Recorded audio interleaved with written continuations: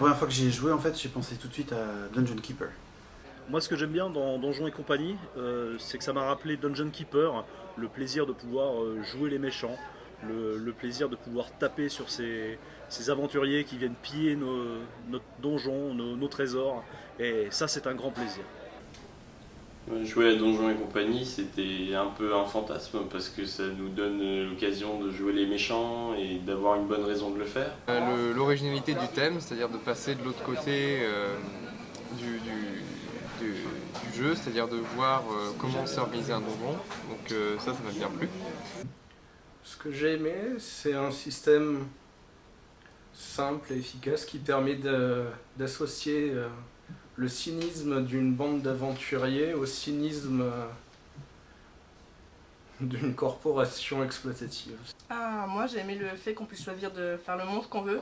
On a un choix quasiment infini et pour une fois on joue pas un héros en armure brillante, on joue un monstre. C'est un jeu assez simple dans les règles, dans sa manière de fonctionner, qui est vraiment très permissif. Pour le coup, ça c'est indéniable. Hein. Ça a l'air de permettre vraiment de jouer ce qu'on veut. Et c'est vraiment on va dire, une manière d'aborder le jeu de rôle très différente de ce qu'on connaît d'habitude, puisque ça fait un gros pied de nez à l'heroic fantasy de manière générale.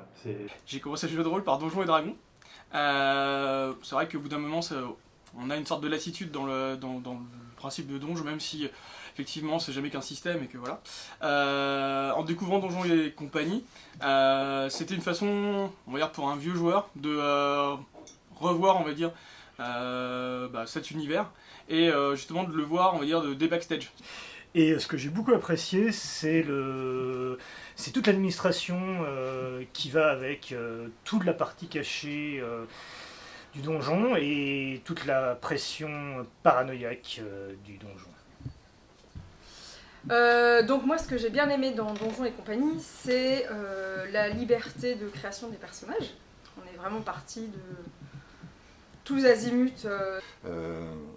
Je trouve que le jeu propose pas mal de possibilités avec des traits de caractère pour donner en fait une âme en fait au personnage qu'on incarne, c'est-à-dire qu'on joue vraiment des monstres qui sont archétypaux mais auxquels on peut amener vraiment du roleplay. Ça joue à la fois avec les clichés et de casser les clichés.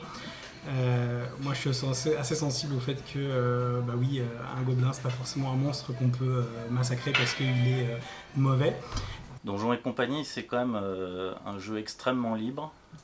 C'est un jeu où on se marre tout le temps, quoi qu'il arrive.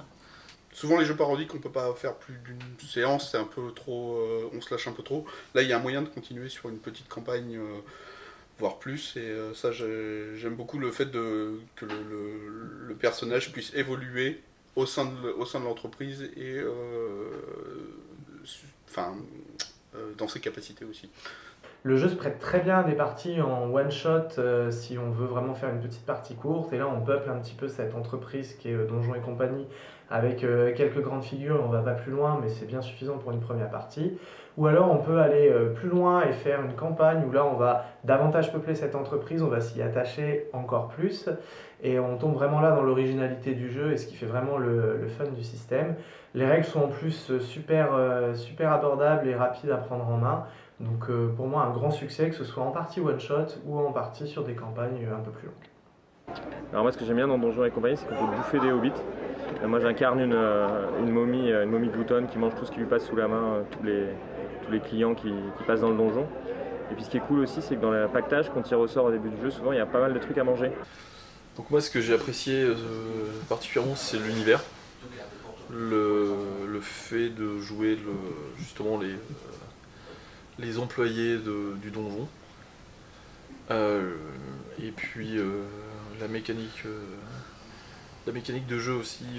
Donc j'ai beaucoup aimé le système de jeu qui est simple et permet de faire à peu près tous les persos qu'on veut, tout en étant assez proche de ce qu'on connaît en système des 20. Il y a plein de petits mécanismes intéressants aussi, qui permettent de jouer la vie d'une entreprise mais dans un monde fantastique, et puis avec quelques clins d'œil font toujours plaisir pour les vieux joueurs. Voilà. Après, comme j'ai été aussi meneur sur le jeu, ce que j'apprécie aussi, c'est qu'il y a un jeu qui est très facile à prendre en main. Tout le système de jeu est très simple, assez fluide. Et il y a pas mal d'éléments dans le jeu pour donner vie à l'entreprise Donjon. Donc j'ai trouvé ça assez agréable. Donjon et compagnie, c'est la joie. Donjon et compagnie, c'est la vie.